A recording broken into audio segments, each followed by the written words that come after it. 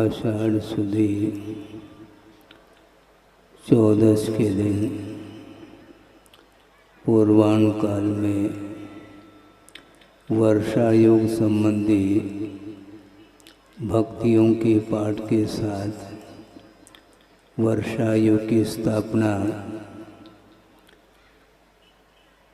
आचार्य गुरुदेव को परोक्ष रूप से स्मरण करते हुए स्थापित किया गया।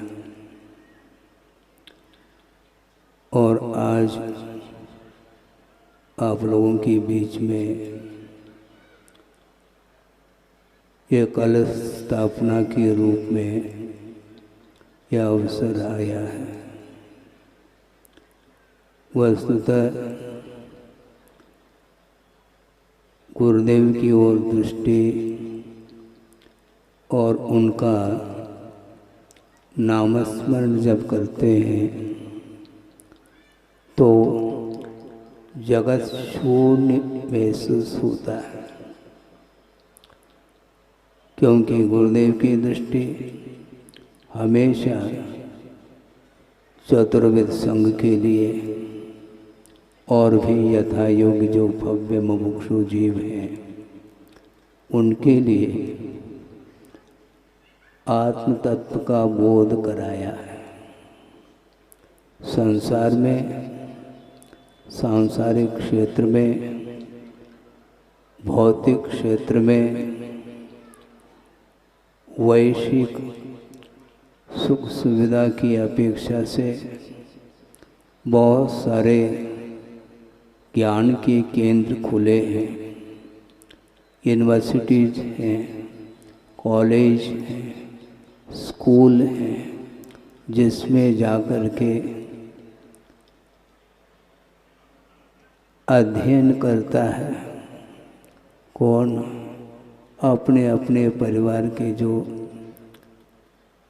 बेटे हैं, बेटियां हैं, वहाँ जाकर के अध्ययन करके आते हैं, किंतु उस अध्ययन के माध्यम से परमार्थ का बोध नहीं होता।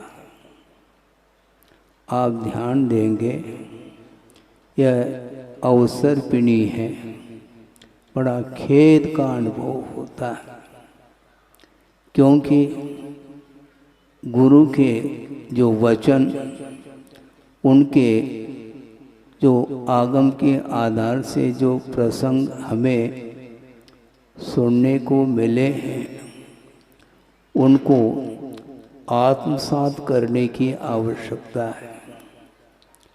आगम के आधार से प्रसंगों को सुनना अलग वस्तु, और उन प्रसंगों को सुन करके मंच पर बैठ करके माइक के माध्यम से उनको और प्रचारित करना अलग वस्तु। किंतु जब तक साधक की दृष्टि उन गुरुओं के उन सूत्रों को आत्मसात करने का प्रयास नहीं करता है, तो कभी भी ये आगमकारों की उन्हीं का कहना है कि कभी भी आत्म साधना के बिना, आगम को आत्मसात किए बिना कभी भी आत्मा का उद्धार नहीं हो सकता। आचार्य महाराज का बार बार ये कहना है, उनका धैर्य देखो, किनका? तीर्थंकरों का। आप बिल्कुल ध्यान से सुनेंगे, संक्षेप कर रहा हूँ क्योंकि आप लोगों ने काफ़ी समय ले लिया है। हाँ। समय का कभी आदान प्रदान नहीं होता, किंतु व्यवहार की दृष्टि से ये बात कहने में आती है। समय काफ़ी व्यतीत हुआ है और होता ही जा रहा है। आचार्य महाराज का ये कहना है, तीर्थंकरों का धैर्य देखो कि तीर्थंकर स्वयं दीक्षित होते हैं, उनको कोई दीक्षित नहीं करता, किंतु उनका अतीत जीवन तीर्थंकरों के पाद मूल में व्यतीत होता है और षोडश कारण भावनाओं के माध्यम से तीर्थंकर प्रकृति का वो बंद करते हैं और कालांतर में जाकर के वह स्वयं दीक्षित होते हैं, इसलिए उनके लिए स्वयंभू यह संज्ञा प्राप्त होती है। और विस्मय की बात यह है कि दीक्षित होने के उपरांत, तीर्थंकरों की बात कर रहा हूँ, तीर्थंकर दीक्षित होने के उपरांत मात्र केवल ज्ञान को छोड़ करके समस्त रिद्धियों से संपन्न होते हैं। इसके उपरांत वे मौन साधना करते रहते हैं। उनका धैर्य देखो। और हमारे पास थोड़ा सा ज्ञान हुआ नहीं, वह ज्ञान उछल कूद मचाता है। हाँ, उनका धैर्य देखो, बहुत कठिन है ये। और जिनका धैर्य निकटवर्ती विषयों को रंजायमान करने वाले विषय उपस्थित होने के बावजूद भी जिनका धैर्य स्खलित नहीं होता, उसको वृद्ध ऐसा कहा है।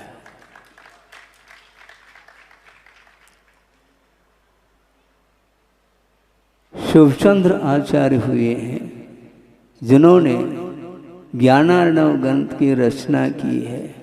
उसमें आद्योपांत ध्यान का वर्णन उन्होंने किया और उसके पूर्व में अनुप्रेक्षा का भी उन्होंने वर्णन किया। उसमें एक प्रकरण दिया है वृद्ध सेवा। आप ध्यान से सुनेंगे। हाँ, बाहर से भी आए हैं और लोकल भी हैं, जो भी हैं। वृद्ध सेवा का अर्थ क्या होता है? बाल सफेद होने का नाम वृद्धत्व नहीं है, ध्यान रखो। बाल सफेद हो गए, इसके उपरांत भी उसका नाम वृद्ध नहीं। वयोवृद्ध का नाम वृद्ध नहीं, किंतु पंचेंद्रिय के विषयों के बीच में बैठने के उपरांत भी मन को संयत बनाए रखना, यह वृद्धत्व है।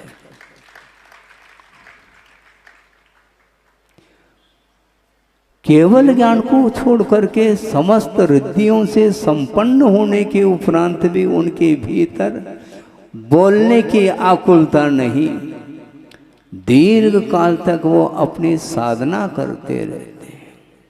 और साधना करने के उपरांत जो मुख से शब्द निकलते हैं वो अपने आप में सूत्र के काम करते हैं।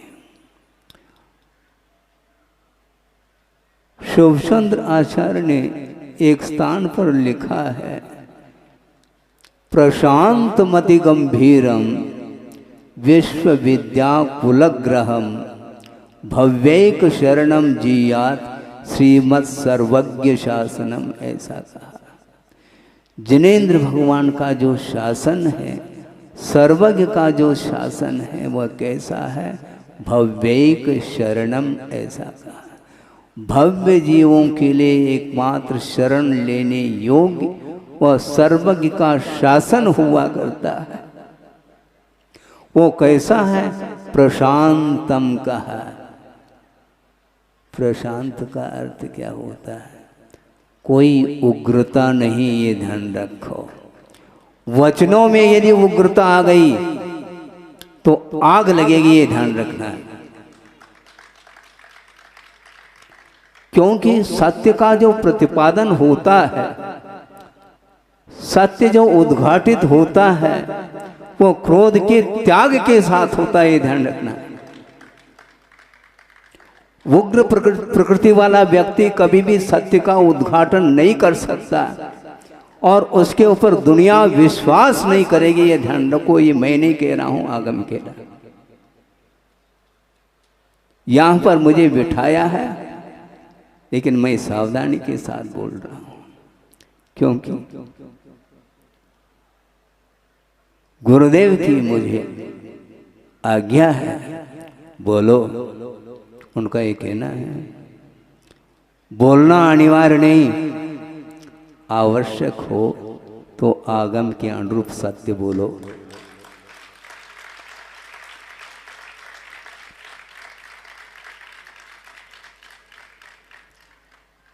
बोलने की अनिवार्यता नहीं है, फिर भी यदि प्रसंग बनता है, आवश्यकता पड़ती है, मुमुक्षु भव्य जीव शरण लेने के लिए आता है, तो आगम के अनुरूप हित मित और मिष्ट वचनों का प्रयोग करने के लिए कहा है।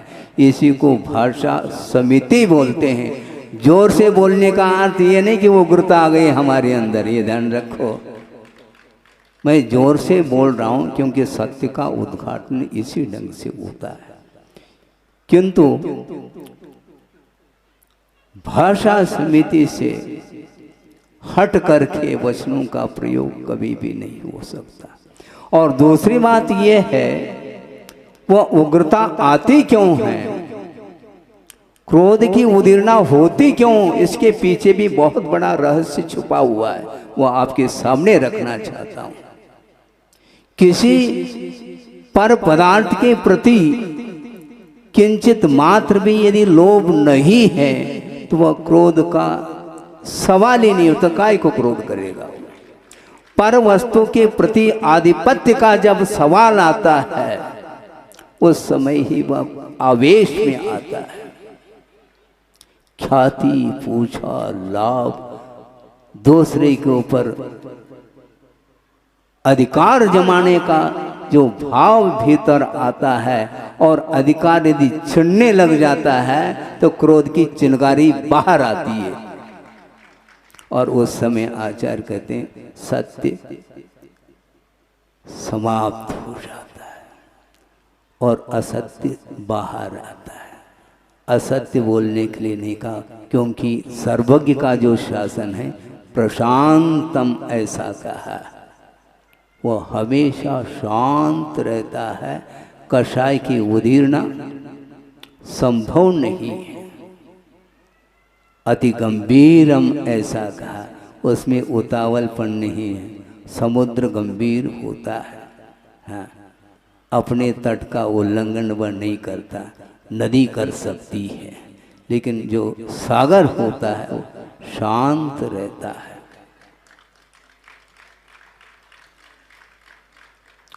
विश्व विद्या कुलग्रहम ऐसा कहा। सर्वज्ञ भगवान का जो शासन है उसमें समस्त वह विद्याओं का समूह है और उसका वह स्थान है, ऐसा कहा है। ध्यान रखो, अपने पास कलाएं कौन सी हैं? कोई कला नहीं है, हाँ, किंतु कला का एकमात्र प्रदर्शन किया जा रहा है। वस्तुतः हम लोग अतीत अनंत काल में केवल ड्रामा की है, ये ध्यान रखो। सिवाय ड्रामा के संसारी प्राणी ने और कुछ भी नहीं किया। इसमें प्रश्न होता है कि महाराज अभी तक ड्रामा ही करते आए हैं क्या? हाँ बिल्कुल। यदि ड्रामा नहीं करते तो यहाँ पर उपस्थित क्यों हैं हम?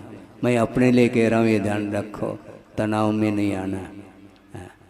क्योंकि यह उपदेश मात्र श्रावकों के लिए नहीं, संबोधन स्वरूप संबोधन भी होता है। अपने आप को भी संबोधित करने के लिए बार बार गुरुदेव संकेत करते हैं। दूसरे के लिए उपदेश देना, कलाओं का प्रदर्शन करना सबको आता है, किंतु उस प्रदर्शन में आत्मा का दर्शन नहीं हो सकता, ये ध्यान रखो। आत्मा का निरंतर दर्शन करने वाला व्यक्ति, उसकी दृष्टि हमेशा अंतर्दृष्टि हुआ करती है और अंतर्दृष्टि के फलस्वरूप ही विश्व की कल्याण करने का एक पवित्र भाव सामने आता है।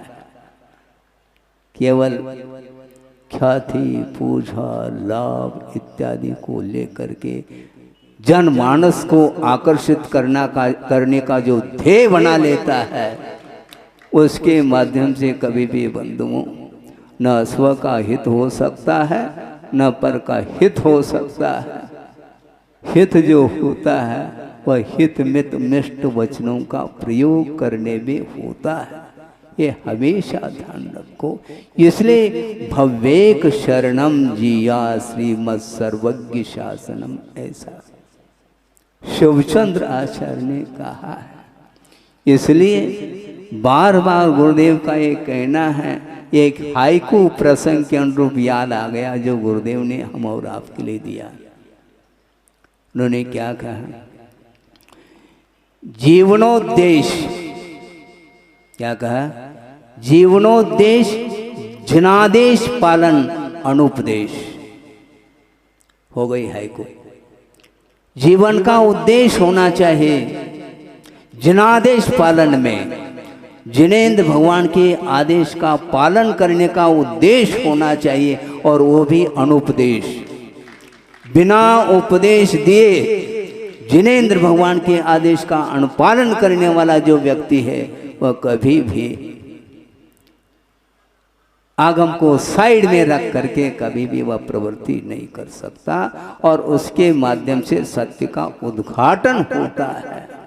निस्वार्थ निरपेक्ष भाव के साथ विश्व कल्याण करने की बात आती है, और उसमें मन में ये भी भाव आता है मैं विश्व का कल्याण नहीं कर रहा हूँ। गुरुदेव का ये कहना है कल्याण करने में मात्र मैं एक निमित्त हूँ। उसका पुण्य है, उसका उपादान है, उसकी योग्यता है। सोचो, विचार करो, 50-55 साल में एकाकी होकर के आत्म साधना करते हुए विश्व के लिए प्रकाश दिया। इसके उपरांत कभी भी अपने मुख से ये नहीं कहा मैंने प्रकाश दिया है।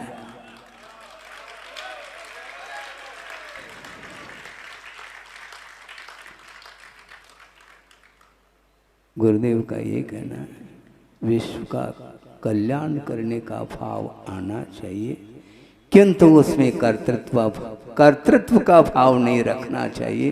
कर्तव्य बुद्धि से कर लो तो ऑटोमेटिक कल्याण हो सकता है।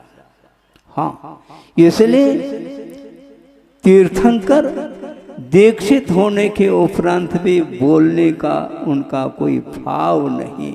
1000 साल तक वृषभनाथ भगवान ने मौन साधना की है, और हम इधर माइक हिला रहे हैं। ये सब क्या है?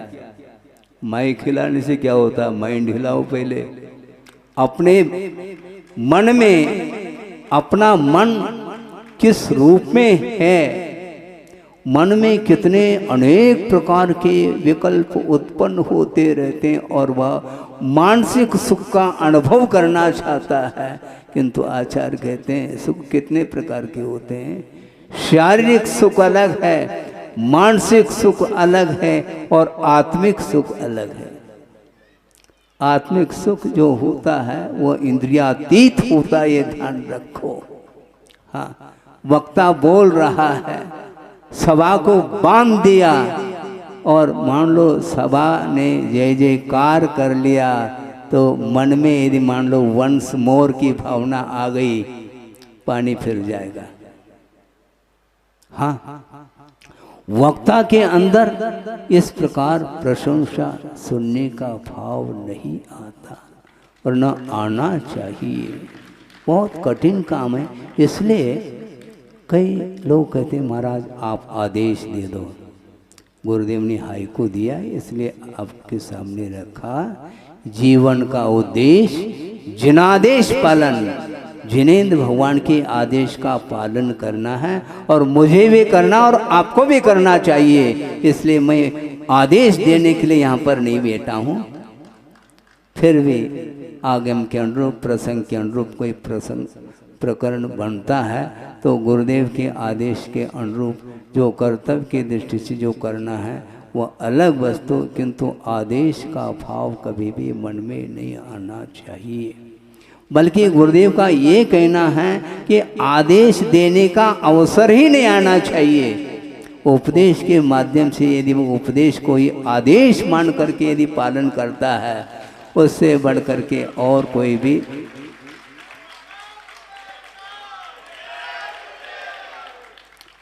सही शिष्य सही भक्त तो वही है। उपदेश को भी आदेश मानने का इतना समर्पण भाव आ गया उसमें, अब वह उसके भीतर कोई विकल्प नहीं उत्पन्न होता, कोई संदेह उत्पन्न नहीं होता, क्योंकि जिनेंद्र भगवान की आज्ञा, उनका जो आदेश है वह सर्वोपरि है। और जिनेंद्र भगवान का दर्शन न आप कर पा रहे हैं, न हम कर पा रहे हैं साक्षात, किंतु जिनबिंब का दर्शन करके हमें साक्षात प्रभु का दर्शन उसमें हो जाता है। इसलिए प्रभु का जो स्वरूप दर्शाने वाले हमारे गुरु हैं, ये ध्यान रखो। गुरुदेव रहे नहीं, किंतु ये ध्यान रखो, गुरुदेव प्रत्येक व्यक्ति के हृदय में है। यदि आस्था है गुरु के प्रति, उसी के हृदय में गुरु विराजमान रहेंगे, अन्यथा ओम शांति। ओम शांति का अर्थ समझ में आता है कि नहीं? यदि आस्था नहीं है तो उसके हृदय में गुरु विराजमान नहीं हो सकते। बड़ी विचित्र दशा है संसारी प्राणी की, बहुत जल्दी भूल जाता है। आपने देखा है क्या? एक चिड़िया है और उसने बच्चे को जन्म दे दिया, और नवजात जो वह चिड़िया है, वह उसके पास पंख है नहीं है ना? हाँ, पंख बिल्कुल नहीं है, और वो चोंच को खोल करके चूं चूं चूं चूं चूं कर रही है। तो माँ जो है उसके लिए दाना ला करके डालती है, हाँ, डालती डालती डालती चली जाती है। प्रतिदिन सुबह शाम ये चलता है, क्रम चलता है, और धीरे धीरे धीरे वह चिड़िया बड़ी हो जाती है, पंख आ गए फुर, और माँ को भूल गई और पिता को भी भूल गया। यूं इसको बोलते हैं स्वार्थ परायणता। ये संसार का स्वरूप है। नहीं कृतमुपकारम साधवो विस्मरंती। वह सज्जन वह माना जाता है। साधु का अर्थ यहाँ पर साधु भी हो सकता है, साधु का अर्थ सज्जन पुरुष है। वह सज्जन पुरुष माना जाता है किए हुए उपकारम, तो उपकारों को कभी भी भूल नहीं सकता। एक आगम की बात मैं कह रहा हूँ संक्षेप में, वह ये है कि आचार्यों ने ये कहा है कि निगोद पर्याय से ऊपर उठना दुर्लभ है, और मान लो उस दुर्लभता को पार कर गया वो, और द्वेंद्रीय तेंद्रीय पर्याय में त्रस पर्याय में आ गया, किंतु जो विकलेंद्रीय हैं, इन्हें द्वेंद्रीय तेंद्रीय चौरेंद्रीय जो त्रसजीव माने जाते हैं, इनकी बाहुल्यता है। किंतु इससे भी कोई दुर्लभतम पर्याय है तो कौन सी पर्याय है? पंचेंद्रीय पर्याय है। और उसके लिए पूजपा स्वामी ने सर्वार्थ सिद्धि में ये उदाहरण दिया है। वह क्या उदाहरण है? पंचेंद्रिय पना उस प्रकार दुर्लभ है जिस प्रकार समस्त गुणों के होते हुए भी यदि कृतज्ञता रूप गुण नहीं है, उन समस्त गुणों का अस्तित्व, कोई अस्तित्व नहीं उसका। सारे गुण आ गए। दुनिया की अनेक प्रकार की कलाओं के माध्यम से वो विश्व को आकर्षित कर सकता है, किंतु कृतज्ञता रूप यदि गुण उसके अंदर नहीं है तो उसका जीवन शून्य है। दो ये ध्यान रखो। और ये आगमकार कह रहे हैं, मैं नहीं कह रहा हूँ। इसलिए अपने को ये चातुर्मास जो स्थापित किया है वह केवल मंच पर बैठ करके प्रवचन करने के लिए नहीं किया। इसका उद्देश्य क्या है वर्षा युग में अन्य कालों की अपेक्षा से सूक्ष्म जंतुओं की उत्पत्ति अत्यधिक मात्रा में होती है।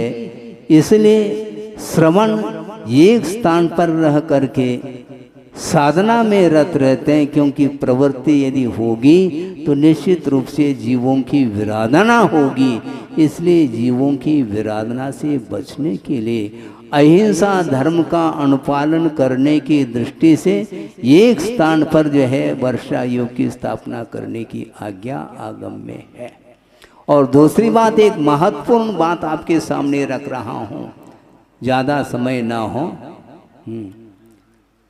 अब आप लोगों ने ज़्यादा समय ले लिया, मैं क्या करूँ उसके लिए, जिम्मेदार आप हैं, हम थोड़ी। फिर भी हम ये कहना चाहते हैं कि अहिंसा धर्म की उपासना करने वाला व्यक्ति, अहिंसा धर्म में जो विकास यदि होता है, अहिंसा धर्म प्रधान है, बल्कि वह एक ही धर्म है, उसकी रक्षा यदि होगी, अहिंसा धर्म की रक्षा यदि होगी तो सत्य धर्म के माध्यम से अहिंसा धर्म की रक्षा होगी। ये लिख करके रखो आप। अहिंसा धर्म की रक्षा कदम कदम पर असत्य को शुद्ध करने के लिए हजार और असत्य का आश्रय लेता है, वह कभी भी अहिंसा धर्म की रक्षा नहीं कर सकता वो। इसलिए अहिंसा धर्म बहुत विशालतम धर्म है। प्रत्येक व्यक्ति के प्रति आत्मीयता का भाव होना चाहिए।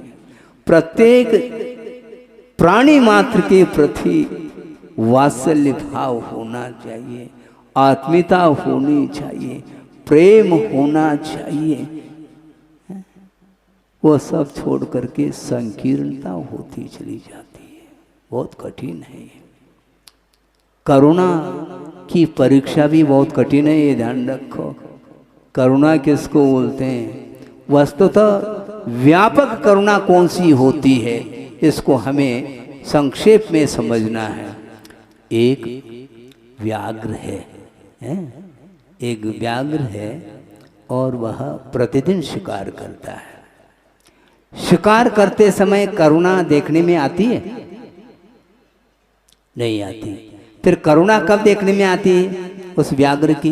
जब अपने संतान का पालन पोषण करती है। मान लो वह शेरनी अथवा शेर, उस समय अपने ही पंजों के माध्यम से वह पालन पोषण कर रही है, अपने जवाड़ों के माध्यम से ही संतान की रक्षा कर रही है, क्योंकि वहां पर स्वार्थता है। किंतु जब पर की ओर दृष्टि जाती है तो वह दहाड़ती है, क्योंकि पर के प्रति करुणा नहीं है, ये सिद्ध हो जाता है। हाँ, करुणा की परीक्षा यही होती है।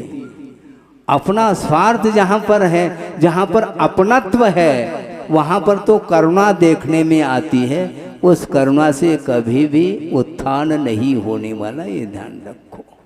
करुणा जो होती है वह प्राणी मात्र दुखी जीवों को देख करके कलेजा कपना चाहिए, किंतु जो दहाड़ना चाहता है उसके माध्यम से कितने जीव दहशत में आ सकते हैं, ये ध्यान है क्या आपको?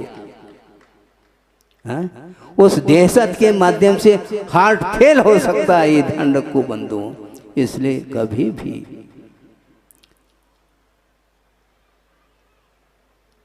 वचनों में माधुर्य होना चाहिए। वचनों में यदि मधुरता है तो निश्चित रूप से वह करुणा उसके अंदर से बाहर आ रही है, और उस करुणा के माध्यम से ही अहिंसा धर्म की रक्षा हो सकती है। और संसारी प्राणी स्वार्थ के पीछे कदम कदम पर वह क्या करता रहता है वो ही जाने। हम ज़्यादा खोलना नहीं चाहते, क्योंकि संसार का स्वरूप सबको ज्ञात है। बल्कि भगवान भी हंसते होंगे हम लोगों के करतूत के ऊपर। भगवान कभी हंसते नहीं, लेकिन अतिशय के रूप में कहा जा रहा है। भगवान जो है तीन लोक पर विराजमान हैं, वो देखते होंगे तो क्या ड्रामा चल रहा है संसार में। ये ध्यान रखो, आप असत्य को छुपा सकते हैं दुनिया से, किंतु भगवान से नहीं छुपा सकोगे, ये ध्यान रखो।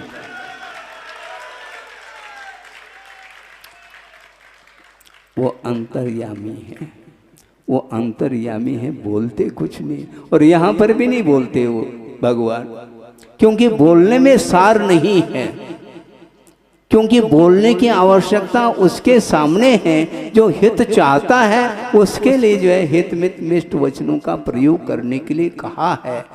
जो अकड़ करके चलता है उसके लिए उपदेश नहीं है, ध्यान रखो, वो उपदेश का पात्र नहीं है। उपदेश सुनने का भी पात्र होना चाहिए। दान की परिभाषा क्या है?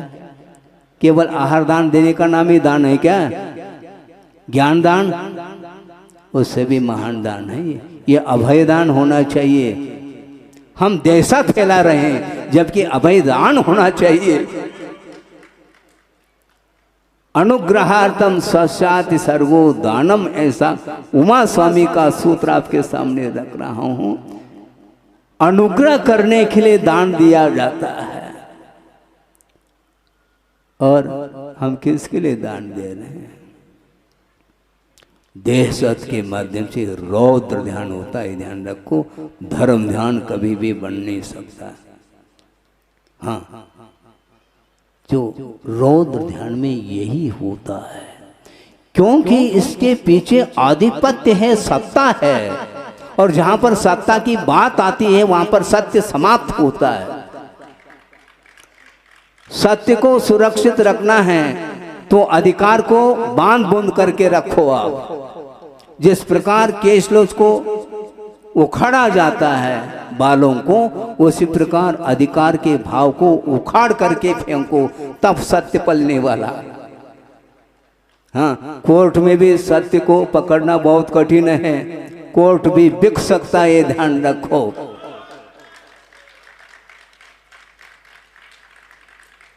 हाँ, कोर्ट बिक सकता है धन के पीछे। पानी के समान धन बहा दो, पैसा संपदा को बहा दो, तो बस सत्य गायब हो जाएगा और असत्य उभर करके आता है, और ऐसा लगता है कि असत्य ही सत्य है। गिरगिट के समान कदम कदम पर रंग बदल देता है गिरगिट। सुनो इधर, हाँ, गिरगिट जो है ना, गिरगिट जानते हैं? हाँ, वो बड़ा होता है छिपकली से, आकार वही होता है उसका लगभग। वो गिरगिट कदम कदम पर अपने रंग को बदलता है, इसलिए पहचान करना बहुत कठिन है। ये हरा है क्या, लाल है क्या, पीला है कि क्या है, बहुत कठिन होता है। हमें डर नहीं है व्याघ्र से, किंतु गाय का चेहरा लगा करके जो व्याघ्र आया है उससे डरने की आवश्यकता है।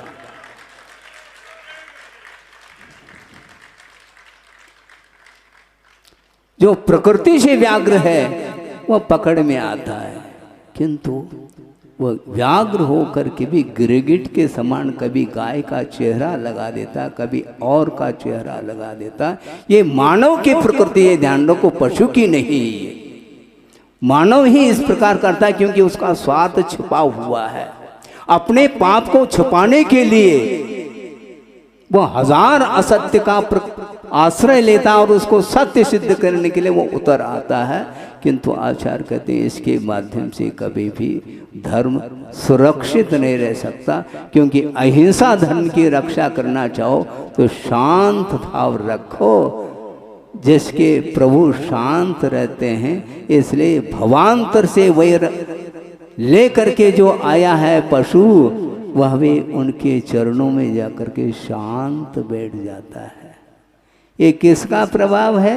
ज्ञान का नहीं, ये कला का प्रभाव नहीं, ये वीतराग मुद्रा का प्रभाव है। और वीतराग मुद्रा का दर्शन करते ही भवांतर का वैर समाप्त हो जाता है।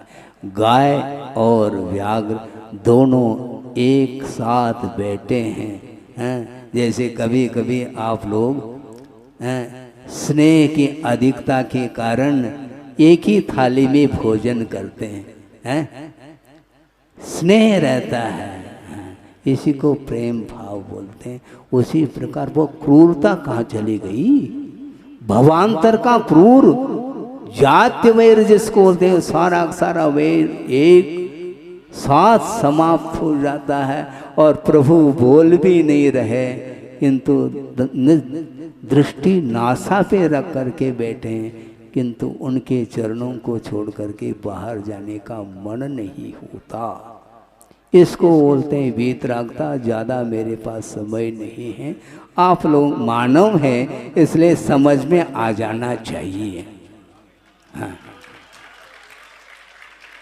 बल्कि मानव के लिए ज़्यादा समझाने की आवश्यकता पड़ रही है। ये कोर्ट कचहरी जितनी भी है पशुओं के लिए नहीं है, ध्यान रखो। पशु कभी जेल भेजा है पशु को? है? नहीं भेजा ना, भेजते किसके लिए? ये मानव की ही खोपड़ी, उसके लिए कोर्ट की आवश्यकता पड़ती है, थाने की आवश्यकता पड़ती है। इसीलिए अपना दिमाग को ठंडा रखो और ये ध्यान रखना कि कभी भी भूल करके भी सच्चे देव गुरु शास्त्र की अवमानना नहीं करना चाहिए। प्राण चले जाएं लेकिन गुरु की अवज्ञा असह्य है, ये ध्यान रखो, सही नहीं है। जिन्होंने विश्व को प्रकाश दिया है और वो चले गए, किंतु क्या छोड़ करके चले गए? अपने वीतराग साधना के माध्यम से धरती को पवित्र करके छोड़ गए वो, और उस धरती पर हम यदि मांडो तांडव मचाएंगे तो वो क्या कर सकते हैं? इसलिए इसमें और किसी का दोष नहीं, स्वयं का ही दोष माना जाता है। हाँ, भगवान का इसमें क्या कसूर है, क्या दोष है उनका? आचार्य महाराज, हमने 45 साल हुए हैं और 4-5 साल जो है ना चुल्लक अलग अवस्था में हमने व्यतीत किया है, लेकिन मैं सोचता हूँ यह भी एक अद्भुत पुण्य का उदय। ये ध्यान रखो, पुण्य का उदय तो आता है प्रत्येक संसारी प्राणी के जीवन में, किंतु उस पुण्य के सदुपयोग करने के लिए साथ से पुण्य की आवश्यकता है। पुण्य के उदय में संपदा मिलती है, किंतु पुण्य के उदय में संपदा मिलते हुए भी उस संपदा का धार्मिक क्षेत्र में उसका उपयोग करने के लिए साथ से पुण्य की आवश्यकता है जो आपके पास है। इसलिए आपने दान के माध्यम से घोषणा की है और उस मुक्त कंठ से उस दान की मैं प्रशंसा करता हूँ। हाँ महाराज, आप श्रावक की प्रशंसा करने के लिए बैठ गए। हाँ, श्रावक हो तो क्या बात हो गई? श्रावक हो अथवा श्रमण हो, श्रमण को यह कभी भी अहंकार भाव नहीं आना चाहिए, ये तो श्रावक है। जैसा कहते हैं वैसा करो, ऐसा नहीं, वो ये अवज्ञा हो जाएगी। धर्म की अवज्ञा ठीक नहीं, क्योंकि श्रावक भी धर्म माना जाता है। आप श्रावक को समझ क्या रहे हैं? आप पंचम गुणस्थानवर्ती श्रावक है, वह पशु भी है मान लो तो भी वह पंचम गुणस्थानवर्ती श्रावक की संज्ञा उसके लिए है। और यहाँ तक गुरुदेव ने स्वाध्याय के प्रसंग में कहा था, सर्वार्थ सिद्धि का जो अहमिंद्र है, जो कि एक भवावतारी माना जाता है, एक चर्म शरीरी माना जाता है, सीधा उतर करके वह मुक्त होगा मुनि बन करके, किंतु उस अहमिंद्र की तुलना एक पंचम गुणस्थानवर्ती श्रावक के साथ भी की गई है, क्योंकि उस अहमिंद्र से भी वह एक कदम आगे है। कौन? पंचम गुणस्थानवर्ती अनुव्रती जो पशु है वह ऊपर उठा हुआ है। आप समझ क्या रहे हैं? मैं ही सब कुछ हूँ, गलत बात है। मेरा ही अस्तित्व है ऐसा नहीं, सामने वाले का भी अस्तित्व है। हाँ, ये ध्यान रखो। एक पाई भी है तो उसका अस्तित्व है, क्योंकि वह रुपए का एक अंश माना जाता है।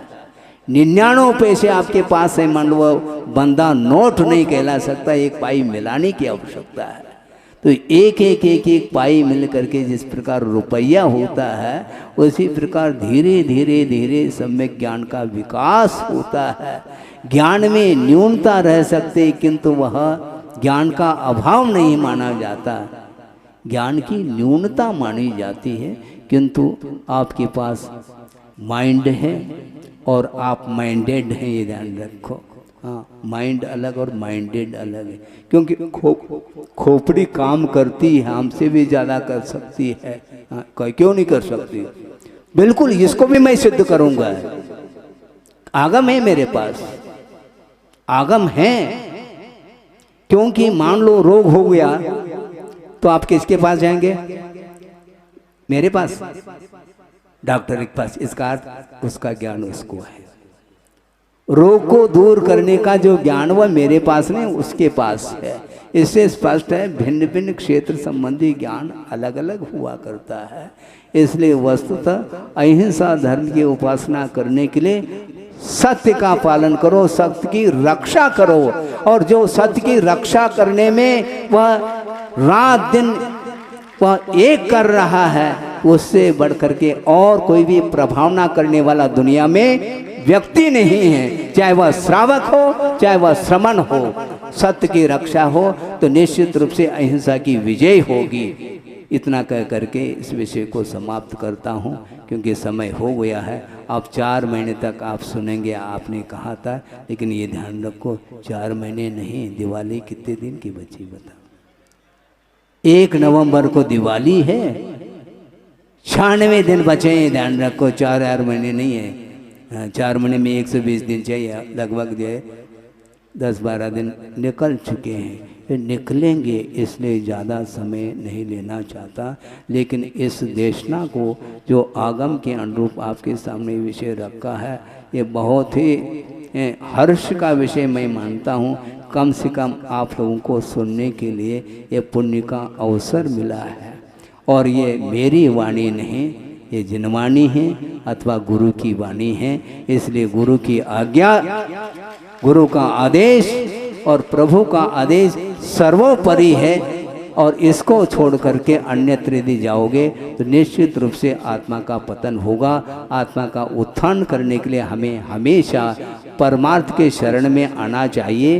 अर्थ को छोड़ करके परमार्थ के शरण में आओ और सच्चे देव शास्त्र गुरु की उपासना करने के लिए निरंतर कटिबद्ध हो जाओ तो निश्चित रूप से वह परमात्म तत्व हाथ लग सकता है और अनंत काल के लिए संसार से मुक्त होकर के स्वतंत्रता का अनुभव कर सकते हैं।